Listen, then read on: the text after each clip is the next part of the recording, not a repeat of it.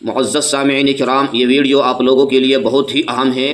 یہ ویڈیو دراصل میں صلاۃ التسبیح کی مناسبت سے بنا رہا ہوں۔ اس ویڈیو کے اندر میں صلاۃ التسبیح کی مناسبت سے 4-5 باتیں بتاؤں گا۔ بہت ہی دھیان سے اس ویڈیو کو آپ دیکھیے گا، بغور سماعت فرمائے۔ صلاۃ التسبیح کی نماز کی کیا فضیلت ہے، اس کی کیا اہمیت ہے، اس کے بعد میں آپ کو بتاؤں گا صلاۃ التسبیح کی نماز کو جماعت کے ساتھ پڑھنا چاہیے یا انفرادی طور پہ الگ الگ پڑھنا چاہیے۔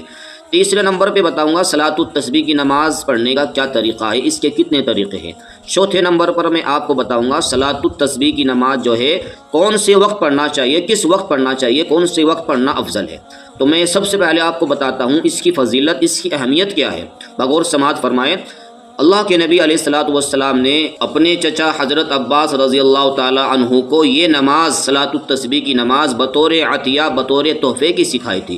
اللہ کے نبی علیہ الصلوۃ والسلام نے فرمایا کہ چچا اس نماز کو روزانہ پڑھ لیا کریں، اور اگر روز نہ پڑھ سکے تو ہفتے میں کم از کم 1 مرتبہ پڑھ لیا کریں، اور اگر ہفتے کے اندر بھی آپ کو ٹائم نہ ملا، وقت نہ ملا، تو مہینے کے اندر 1 مرتبہ پڑھ لیا کریں، اور اگر مہینے کے اندر بھی آپ کو وقت نہ ملا، نہ پڑھ سکے، تو سال میں 1 مرتبہ پڑھ لیا کرے، اور اگر سال میں بھی اس نماز کو پڑھنے کا وقت نہ ملا تو کم از کم زندگی میں 1 مرتبہ اس نماز کو ضرور پڑھ لینا۔ تو اللہ کے نبی علیہ الصلوۃ والسلام نے اپنے چچا سے فرمایا کہ چچا اس نماز کے پڑھنے سے جو ہے چھوٹے بڑے تمام تر گناہ معاف ہو جائیں گے، چاہے جان بوجھ کر کیے گئے ہوں یا بھولے سے کیے گئے ہوں، کھلم کھلا کر کے کیے گئے ہوں، کسی بھی طرح کا گناہ ہو اللہ تعالیٰ اس نماز کے طفیل میں معاف فرما دیں گے۔ اور یہ نماز اللہ کے نبی علیہ الصلوۃ والسلام کے چچا کے ساتھ ہی خاص نہیں، بلکہ یہ نماز جو ہے عام ہے، کوئی بھی مسلمان اس نماز کو پڑھ سکتا ہے، مرد ہو یا عورت ہو، چھوٹا ہو بڑا ہو، عالم ہو غیر عالم ہو، ڈاکٹر ہو غیر ڈاکٹر ہو، کوئی بھی ہو، اس نماز کو کوئی بھی پڑھ سکتا ہے۔ اور جو فضیلت اللہ کے نبی علیہ الصلوۃ والسلام نے اس نماز کی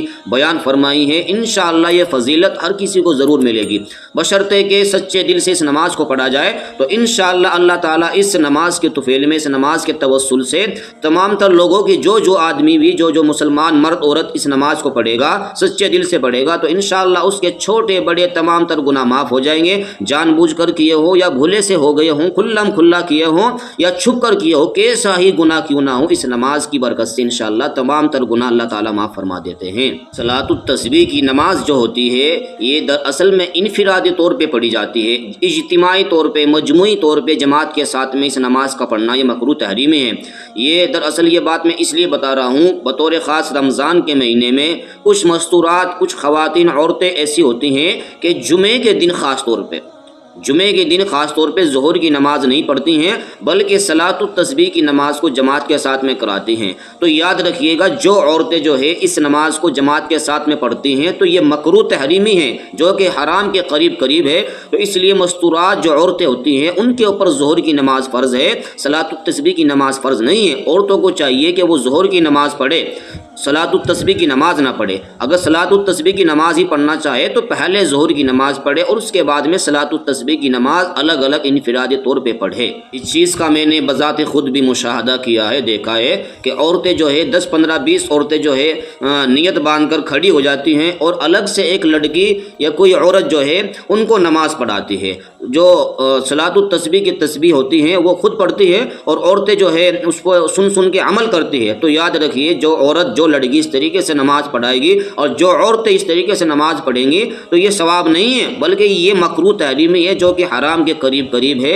اللہ کی رضا کے لیے، اللہ کے واسطے اگر آپ کو صلاۃ التسبیح کی نماز ہی پڑھنی ہے، آپ ثواب کی نیت سے پڑھنا چاہتے ہیں، آپ اپنے گناہوں کو معاف کروانا چاہتے ہیں، تو اس نماز کو الگ الگ پڑھیں، نہ کوئی پڑھائے اور نہ ہی کوئی جماعت کے ساتھ میں اس نماز کو پڑھے، اور نہ ہی مرد حضرات اس نماز کو جماعت کے ساتھ میں پڑھے، بلکہ الگ الگ انفرادی طور پہ یہ نماز پڑھی جاتی ہے۔ یہی طریقہ حدیث سے اس کا ثبوت ملتا ہے۔ اب میں آپ کو صلاۃ التسبیح کی نماز کا طریقہ بتاؤں گا، بہت ہی آسان لفظوں میں، آپ غور سے سماعت فرمائیں۔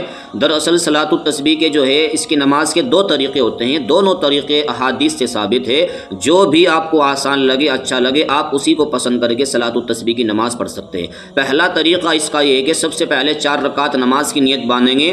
نیت باندھنے کے بعد میں سب سے پہلے سبحانک اللہم وبحمدک وتبارک اسمک وتعالی جدک ولا الہ غیرک پڑھیں گے۔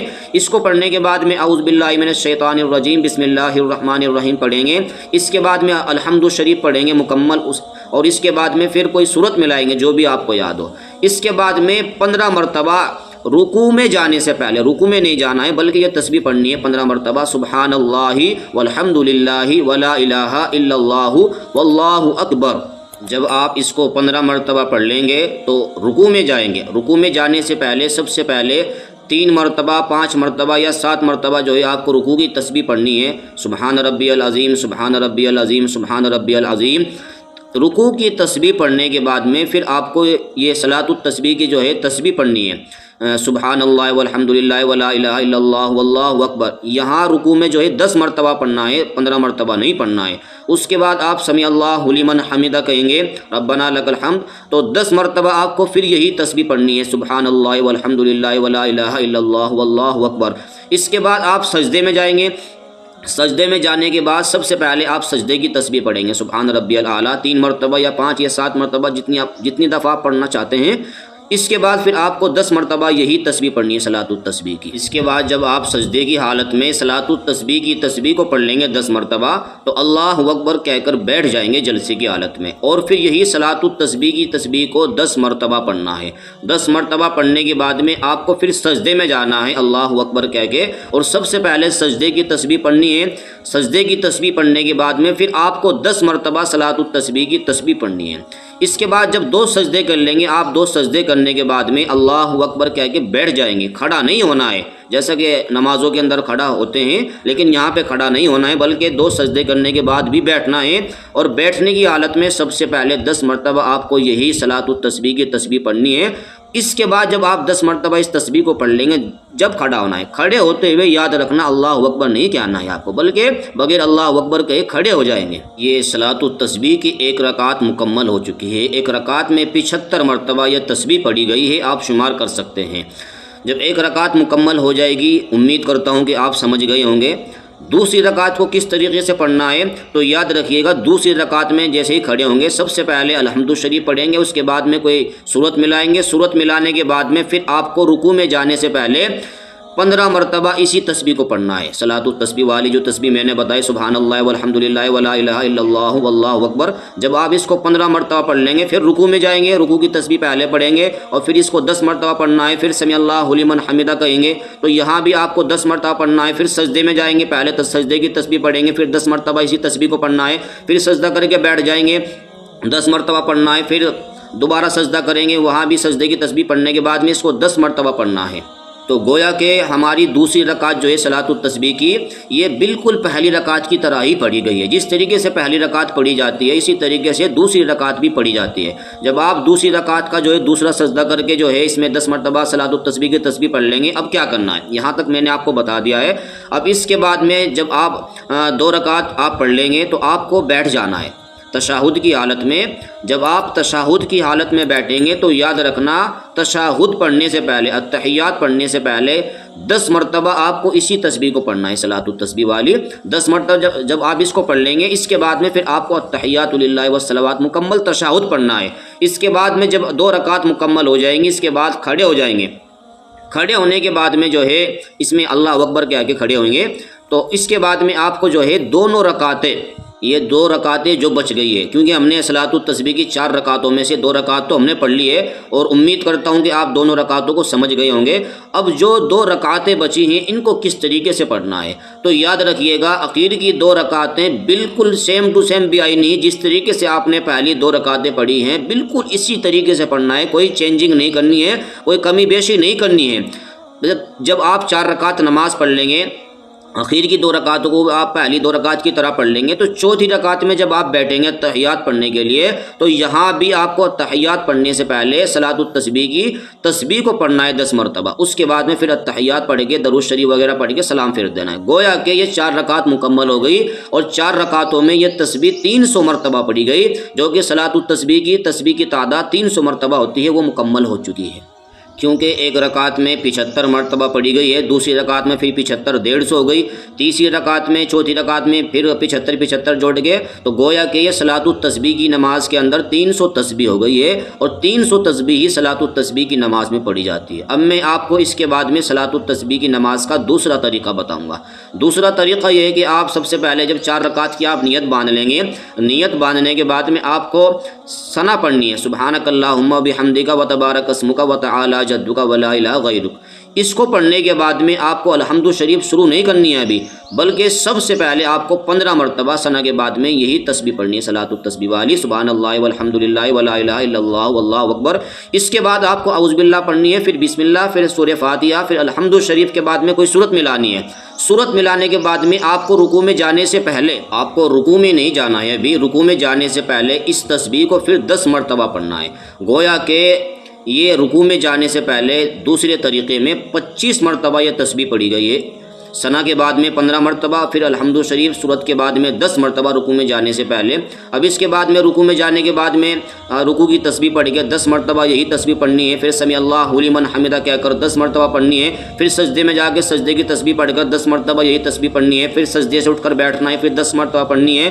फिर सजदे में जाना है, दूसरे सजदे में, और सजदे की तस्बीह पढ़ने के बाद में 10 मरतबा आपको फिर यही तस्बीह पढ़नी है। इसके बाद में आपको जो है अल्लाहु अकबर कहकर खड़े हो जाना है, इसमें बैठना नहीं है। पहले वाले तरीके में मैंने आपको बताया था 2 सजदे करने के बाद में बैठ के 10 मरतबा यही तस्बीह पढ़ी जाएगी, लेकिन दूसरे तरीके में ऐसा नहीं है, बल्कि फ़ौरन खड़े हो जाना है अल्लाहु अकबर कहकर। ये आपकी एक रकात मुकम्मल हो गई है। अब दूसरी रकात को किस तरीके से पढ़ना है, बिल्कुल पहली रकात की तरह ही दूसरी रकात पढ़नी है, यानी अल्हम्दु शरीफ से पहले 15 मरतबा ये सलातुत तस्बीह की तस्बीह पढ़नी है।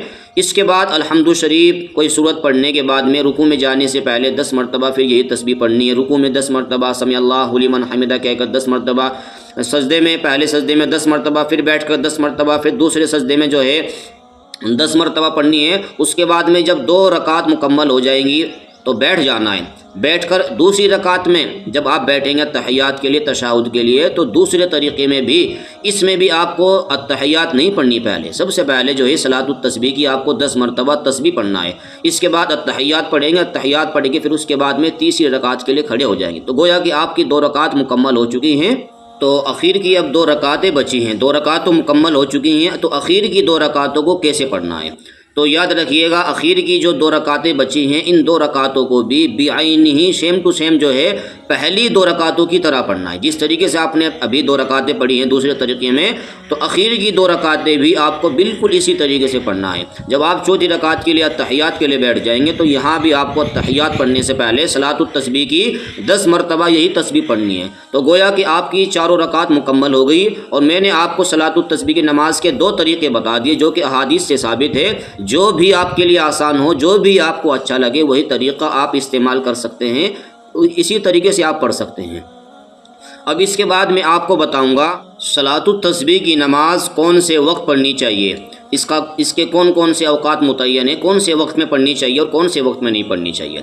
तो याद रखिएगा सलातुत तस्बीह का जो वक्त होता है कोई मुतय्यन नहीं होता है। 24 घंटे में से आप जो भी आपके लिए आसान हो, जिस वक्त भी आप सलातुत तस्बीह की नमाज़ पढ़ना चाहते हो पढ़ सकते हैं, बशर्ते के अवकात सलासा ना हो, यानी 3 मकरू अवकात के अलावा आप इस नमाज को कभी भी पढ़ सकते हैं। 3 मकरू अवकात यानी जब सूरज तुलू होता है, सूरज निकलता है, तो तकरीबन इसका 15-20 मिनट तक टाइम रहता है, तो उस वक़्त नहीं पढ़नी है। इसी तरीके से इस्तिवाए शम्स के वक्त, निस्फुन नहार के वक्त जब सूरज बीचों बीच दोपहर में ठहर जाता है, और इसी तरीके से सूरज के गुरूब होने के वक्त, ये 3 मकरू अवकात हैं। इन 3 मकरू अवकात के अलावा सलातुत तस्बीह की नमाज आप किसी भी वक्त किसी भी टाइम आप पढ़ सकते हैं, कोई कराहत नहीं है।